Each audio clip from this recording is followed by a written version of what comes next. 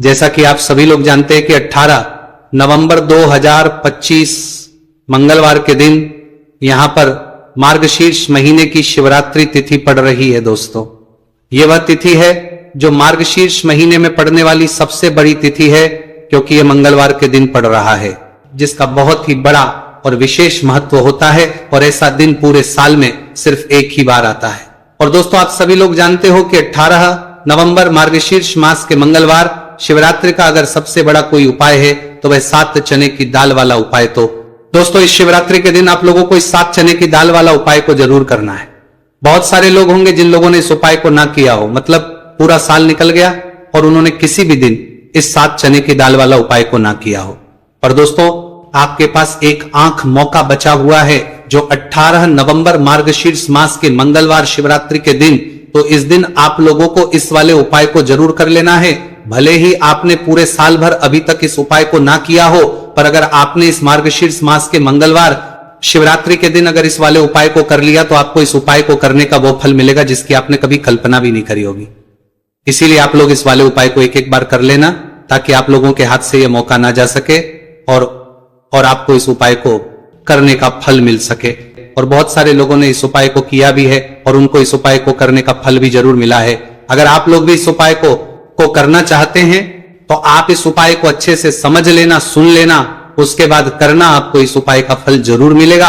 और इस उपाय को कर लेने से आपके घर में चाहे किसी भी प्रकार की दुख और समस्या क्यों ना चल रही हो, आपको उसका कारण भी नहीं पता है कि भाई ये समस्या किस कारण से चल रही है, उसका कुछ भी कारण हो सकता है, जैसे पादोष हो सकता है या किसी भी तरह का मंगल दोष भी हो सकता है। तो इस दिन आप लोगों को 7 चने की दाल वाला उपाय कर लेना है। यह एक ऐसा उपाय है जिस उपाय को विशेष दिन पर किया जाए तो भाई उस विशेष दिन का जो है वह तो हमें मिलता ही मिलता है, पर हमने उस दिन पर इस उपाय को किया है तो हमें उससे भी बड़ा फल मिलता है, और फल बहुत जल्दी मिलता है, क्योंकि आप इस उपाय को बहुत ही बड़े और विशेष दिन पर कर रहे हो।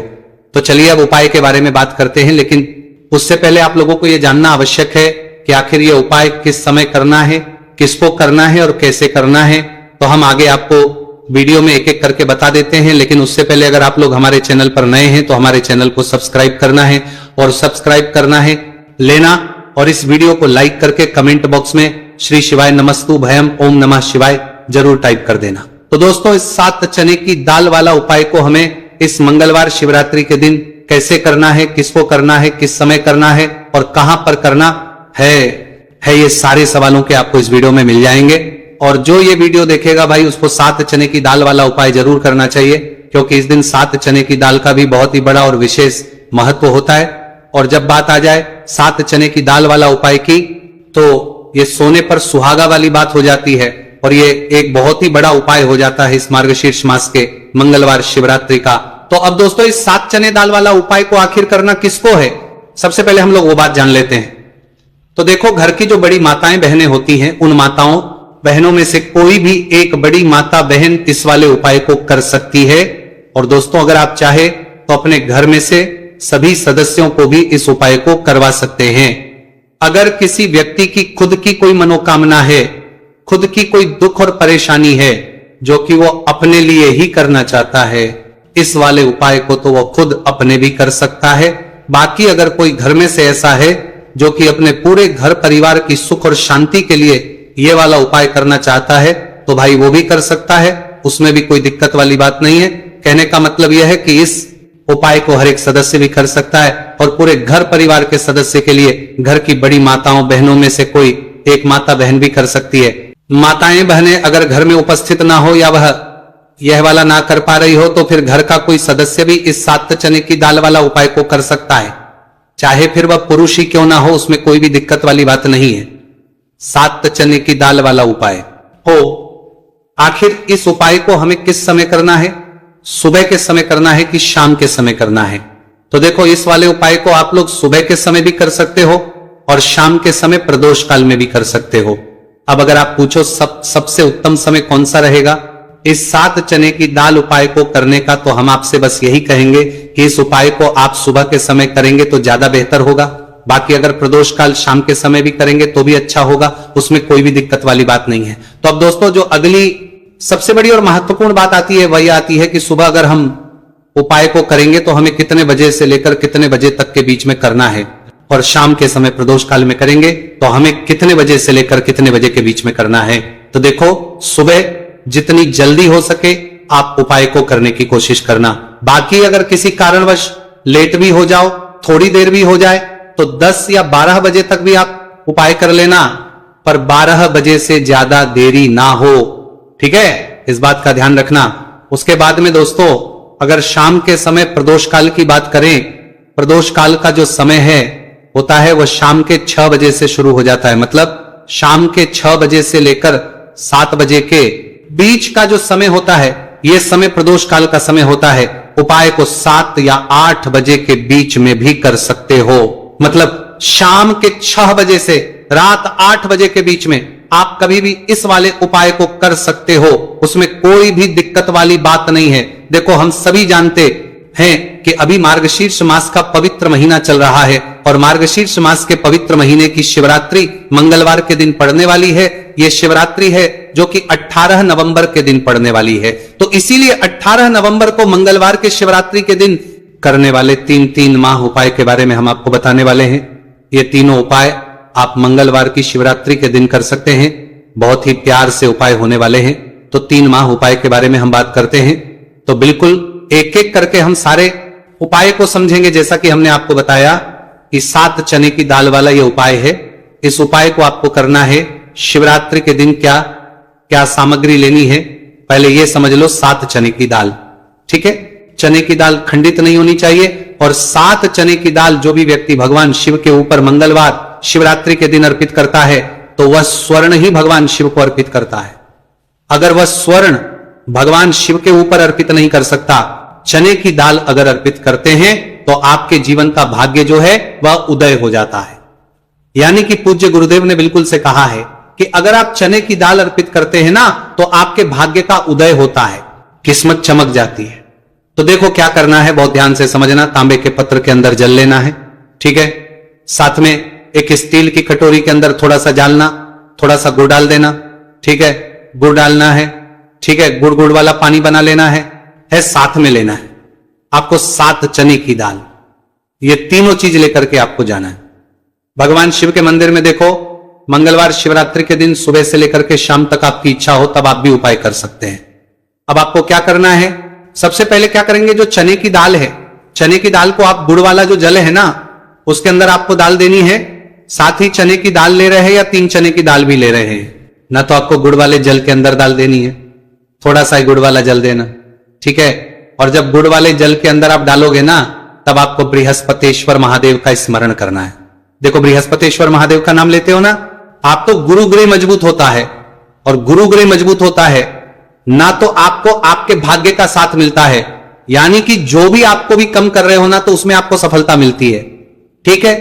क्या करना है, चने की दाल डाल दी। अब आपको क्या करना है, तांबे का जो पत्र है, अब आपको क्या करना है, ये जो चने की दाल है और गुड़ में से जल जो है जिसमें आपने डाली है, ये चने की दाल और गुड़ में जल भगवान शिव के शिवलिंग पर आपको अर्पित कर देना। श्री शिवाय नमस्तुभयम का जाप करते हुए देखो, जो भी व्यक्ति आज के दिन मंगलवार शिवरात्रि के दिन भगवान शिव के ऊपर चने की दाल अर्पित करता है, तो उसकी किस्मत जो है चमकते गजती है।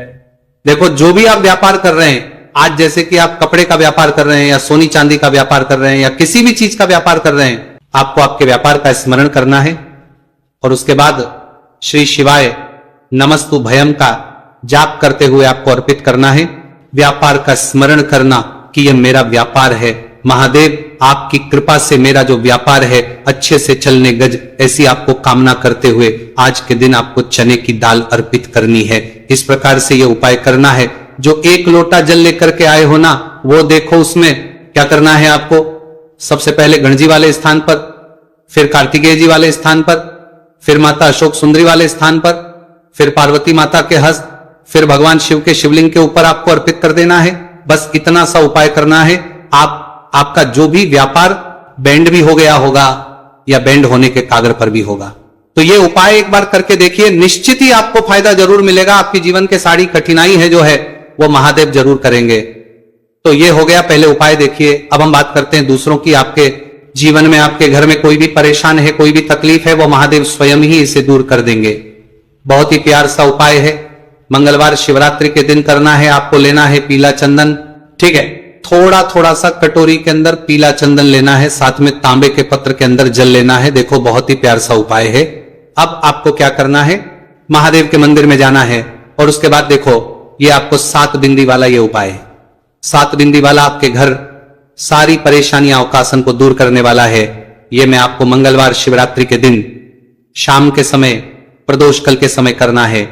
देखो प्रदूषण का समय तो आपको सबको मालूम है ना। देख पूज्य गुरुदेव हमेशा कहते हैं कि प्रदोष काल का जो समय होता है वह सूर्यास्त के 45 मिनट पूर्व शुरू हो जाता है और सूर्यास्त के 45 मिनट बाद तक राहत है। अब देखो 7 वाला ये उपाय है। आपको क्या करना है, आपके सीधे हाथ की चिट्ठी उंगली के पास वाली उंगली है जिसे अनामिका उंगली कहते हैं, ठीक है। अनामिका ही उपयोग आपको करना है। देखो क्या करना है, सबसे पहले आपको गणेश जी वाले स्थान पर एक बिंदी लगानी है, ठीक है। फिर उसके बाद वापस से चंदन के अंदर आपकी उंगली जानी चाहिए फिर, और कार्तिकेय जी वाले स्थान पर अर्पित करना। फिर चंदन की कटोरी के अंदर उंगली जानी चाहिए। फिर माता शुभ सुंदर वाले स्थान पर अर्पित करना। देखो कई लोग क्या करते हैं कि गणेश जी पर लगा दी, कार्तिकेय जी पर लगा दी, फिर अशोक सुंदरी पर लगा दी, यानी कि बार बार डबोक नहीं है उंगली, ठीक है। तो ऐसा नहीं करना। आपको समझ में आई आपको बात, आपको बार बार है उंगली, ठीक है। आपको गणेश जी वाले स्थान रिपीट कर दी, कार्तिकेय जी वाले स्थान पर कर दी, तीसरी जो है माता अशोक सुंदरी वाले स्थान पर अर्पित कर दी। देखिए चौथी जो है वो पार्वती माता के हस्तकमल के वहां पर करनी है। 5वीं जो है वो आपको जलधारी के बिल्कुल कोनी में आपको अर्पित करना है। फिर उसके बाद भगवान शिव के शिवलिंग के पीछे तरफ आपको यह कोनी में अर्पित करनी है, जो जैसे जलधारी की कोनी में अर्पित करिए, इसका विपरीत जो शिवलिंग के पीछे ये रहा है ना, वहीं पर कोनी पर अर्पित करनी है। लेकिन तुम्हें टिक्की जो है भगवान शिव के शिवलिंग पर आपको अर्पित करना है। श्री शिवाय नमस्तुभयम का जाप करते हुए आपकी जीवन की जो भी परेशानियां हैं, घर के जो भी क्लेश है, वह सब दूर हो जाए, ऐसी कामना करते हुए आपको कुट्टी के लगा देनी है। और अंत में 1 लोटा जल जो आप लेकर के आए हैं वह भगवान शिव के शिवलिंग पर श्री शिवाय नमस्तुभयम ओम का जाप करते हुए आप अर्पित कर सकते हैं। तो बहुत ही प्यार उपाय था। देखो 7 बिंदी वाला यह उपाय था। तो इस प्रकार से आप ये उपाय कर सकते हैं और आपके जीवन की साढ़े नया घर के सारे के लिए जो है वह दूर हो जाएंगे। घर में खुशी आएगी और आपके भाग्य का दय होगा। हमने 2 उपाय के बारे में बात कर ली। अब हम बात करते हैं तीसरी उपाय की। इस उपाय के लिए आपको मात्र एक बेलपत्र लेना है, ठीक है। बेलपत्र ले लिया, साथ में लेना है आपको पीला चंदन और उसके साथ में लेना तांबे के पत्र के अंदर जल। ये तीनों चीज लेकर के भगवान शिव के मंदिर में आपको जाना है। आ गई आपको बात समझ में। अब इस उपाय को समझना। ये जो बेलपत्र है या बेलपत्र आपकी जो भी इच्छा है वो बोल करके मां माता अशोक सुंदरी के स्थान पर आपको टच करना है, ठीक है। रखना नहीं है, टच करवाना है। टच कैसे कराओ, गढ़ का जो हिस्सा होगा वो जल्लाद की तरफ होगा और पेट का हिस्सा महादेव की तरफ होगा।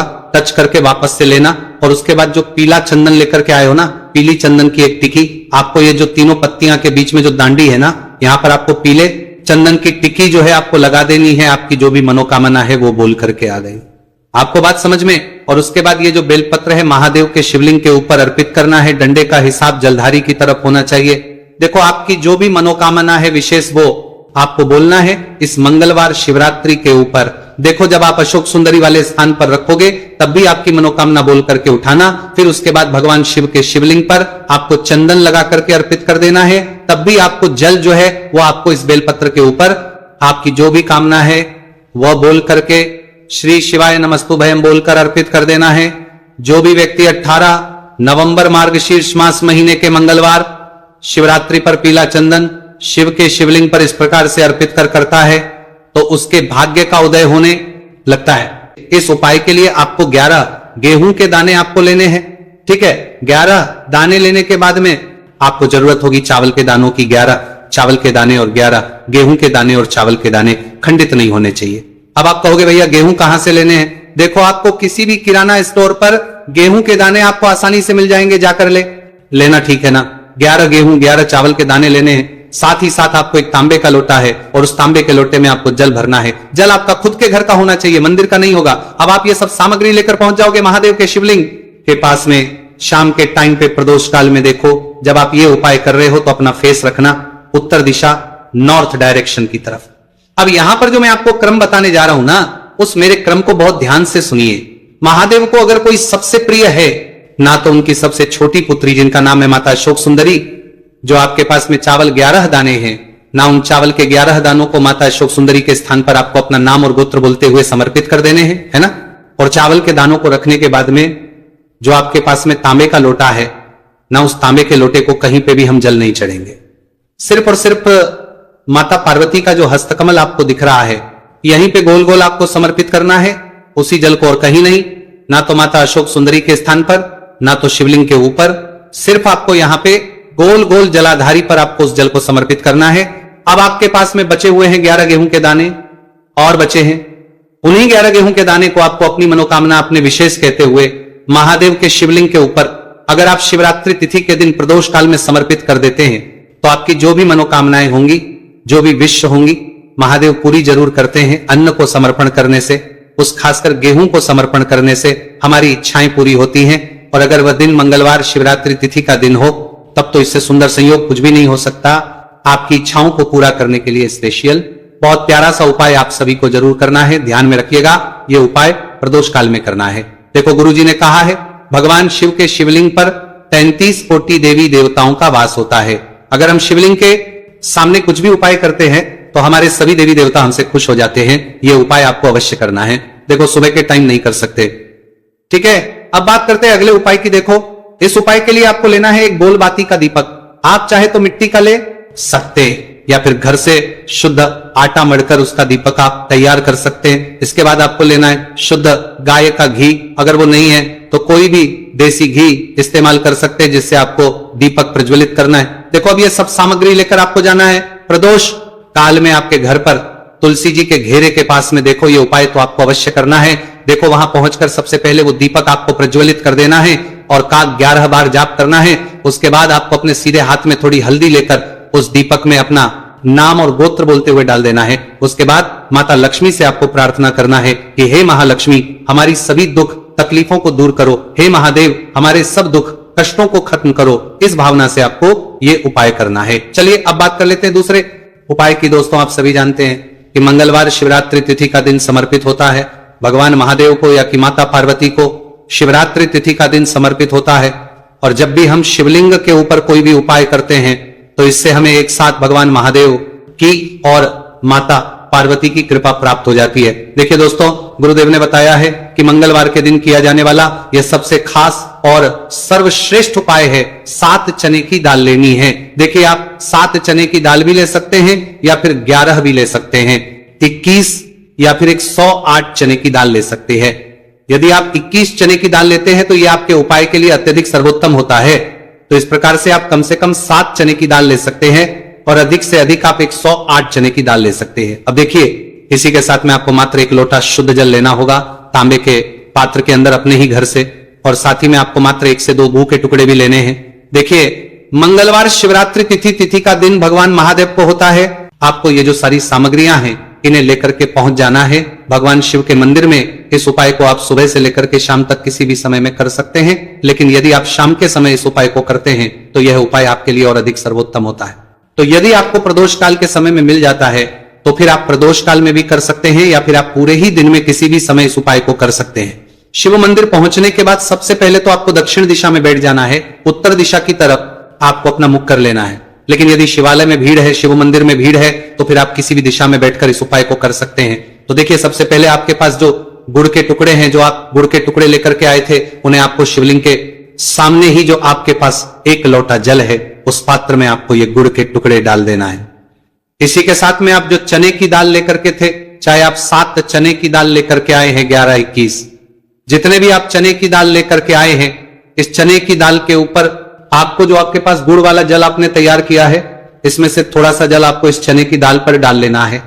अब देखिए, आपके पास जो गुड़ वाला जल है, इसमें से सबसे पहले थोड़ा सा जल आपको श्री गणेश जी वाले स्थान पर समर्पित कर देना है। श्री शिवाय नमस्तुभयम इस मंत्र का जाप करते हुए फिर थोड़ा सा जल आपको श्री कार्तिकेय जी वाले स्थान पर समर्पित करना है। श्री शिवाय नमस्तुभयम इस मंत्र का जाप करते हुए फिर थोड़ा सा जल आपको माता अशोक सुंदरी वाले स्थान पर भी समर्पित करना है। श्री शिवाय नमस्तुभयम इस मंत्र का जाप करते हुए फिर थोड़ा सा जल आपको माता पार्वती के हस्त कमल पर समर्पित करना है। और आपको श्री शिवाय नमस्तुभयम इस मंत्र का जाप कर लेना है। अब देखिए दोस्तों, आपके पास जो साजल और शेष बचेगा, इसमें से आपको केवल थोड़ा सा जल शिवलिंग पर अर्पित कर देना है और अंत में आपको उस पात्र में थोड़ा सा जल और शेष बचाना है। पूरा जल आपको शिवलिंग पर अर्पित नहीं करना है, अंत में आपको थोड़ा सा जल और शेष बचाना है। अब देखिए, आप जितनी भी चने की दाल लेकर के आए हैं, अगर आप 7 चने की दाल लेकर के आए हैं तो आपको 7 बार श्री शिवाय नमस्तुभयम इस मंत्र का स्मरण कर लें। यदि 11 चने की दाल लेकर के आए हैं तो फिर आपको 11 बार इस मंत्र का जाप करना है। जितनी भी चने की दाल लेकर के आए हैं उतनी बार आपको श्री शिवाय नमस्तुभयम इस मंत्र का जाप करना है और फिर आपको ये जो चने की दाल है इसे शिवलिंग के ऊपर ही समर्पित कर देनी है। लेकिन आपको यह चने की दाल बृहस्पतिश्वर महादेव का स्मरण करते हुए ही शिवलिंग पर अर्पित कर देनी है और आपको अपनी मनोकामना को भी बोल देनी है। आप जो भी मनोकामना है, चाहे वह धन प्राप्ति को लेकर हो, नौकरी से संबंधित हो, विवाह से संबंधित हो, या फिर आपके मकान जमीन जायदाद से संबंधित हो, चाहे ग्राहक क्लेश से संबंधित हो, या फिर किसी भी प्रकार की जो मनोकामना है उसे आपको बृहस्पतिश्वर महादेव से परिपूर्ण करने की प्रार्थना कर लेनी है। और इसके बाद आपके पास जो पात्र के अंदर थोड़ा सा से जल और बचा हुआ था, इसे भी आपको धीरे धीरे भगवान शिव की पर ही अर्पित कर देना होगा। श्री शिवाय नमस्तुभयम इस मंत्र का जाप करते हुए पूज्य गुरु जी कहते हैं कि मार्गशीर्ष महीने का मंगलवार शिवरात्रि तिथि को जो भी व्यक्ति इस प्रकार से यह चमत्कारिक उपाय कर लेता है तो उसकी जो मनोकामना है वह भगवान लक्ष्मी नारायण की कृपा से तथा महादेव की कृपा से बहुत ही जल्द परिपूर्ण हो जाती है। बात करते हैं अगले उपाय की। देखो, इस उपाय के लिए आपको मात्र 2 लौंग लेनी होगी या कि आपको लौंग का जोड़ा लेना है। 2 फूल वाली आपको लौंग लेनी है। लौंग का जोड़ा कहीं से भी खंडित नहीं होना चाहिए, इस बात का ध्यान रखें। इसी के साथ में आपको लेना होगा लाल चंदन का पाउडर। देखिए, यदि आपके पास लाल चंदन की लकड़ी है तो उसे घिसकर भी आप चंदन के रूप में प्रयोग कर सकते हैं। यदि पाउडर है तो उसका भी आप अपने उपाय के लिए प्रयोग कर सकते हैं। देखिए, चंदन जो है वो तेज का प्रतीक माना गया है और साथ ही साथ जीवन के अंधकार को दूर करने का प्रतीक माना गया है। अब इसी के साथ में आपको मात्र एक तांबे के पात्र के अंदर शुद्ध जल लेना होगा अपने घर से। अब दोस्तों, ये तीनों सामग्री लेकर के सीधे आपको पहुंच जाना होगा भगवान शिव के मंदिर में। देखिए, इसी के साथ में आपको एक गोल बाती का दीपक भी लेना होगा। दीपक आप मिट्टी का भी ले सकते हैं, शुद्ध आटा मढ़कर उसका भी तैयार कर सकते हैं और दीपक में आप शुद्ध घी का प्रयोग करना है। लेकिन जैसे ही आप इन सभी सामग्रियों को मंदिर में लेकर के पहुंचेंगे, मंदिर में जैसे ही आप चौखट के वहां पर पहुंचेंगे तो मंदिर की चौखट के सीधे तरफ आप जो अपने साथ एक गोल बाती का दीपक लेकर के आए, उसे आपको सबसे पहले तो प्रज्वलित कर देना है।